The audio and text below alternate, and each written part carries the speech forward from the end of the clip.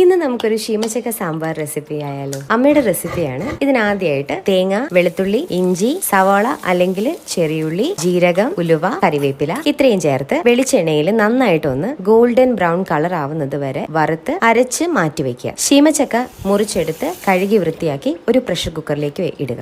ഇതിലേക്ക് കഴുകി വൃത്തിയാക്കി വെച്ചിരിക്കുന്ന സാമ്പാർ പരിപ്പ്, അരിഞ്ഞു വെച്ചിരിക്കുന്ന സവോള, തക്കാളി, പച്ചമുളക്, ഉപ്പ്, മുളക് പൊടി, മല്ലിപ്പൊടി, മഞ്ഞൾപ്പൊടി, പിന്നെ ആവശ്യത്തിന് വെള്ളവും കൂടെ ചേർത്ത് ഒരു വിസിൽ വരുന്നത് വരെ പ്രഷർ കുക്ക് ചെയ്തെടുക്കുക. കഷ്ണങ്ങൾ വെന്ത് വന്ന് പ്രഷർ കുക്കർ ഓപ്പൺ ചെയ്ത് വരുമ്പോൾ അതിലേക്ക് നേരത്തെ അരച്ചു വെച്ചിരിക്കുന്ന തേങ്ങാക്കൂട്ടും കുറച്ച് സാമ്പാർ പൊടിയും ആവശ്യത്തിന് ഉപ്പും പുളിയും പിഴിഞ്ഞ് ഒഴിച്ച് നന്നായിട്ടൊന്ന് മിക്സ് ചെയ്ത് അടുപ്പിൽ വെച്ച് ഒന്നുകൂടെ തിളപ്പിച്ചെടുക്കുക. നന്നായിട്ട് തിള വരുമ്പോൾ കുറച്ച് കറിവേപ്പിലയും മല്ലിയിലയും കൂടെ ചേർത്ത് കടുകും ഉലുവയും താളിച്ചൊഴിച്ച് കഴിഞ്ഞാൽ നമ്മുടെ രുചികരമായിട്ടുള്ള ശീമച്ചക്ക സാമ്പാർ റെഡി.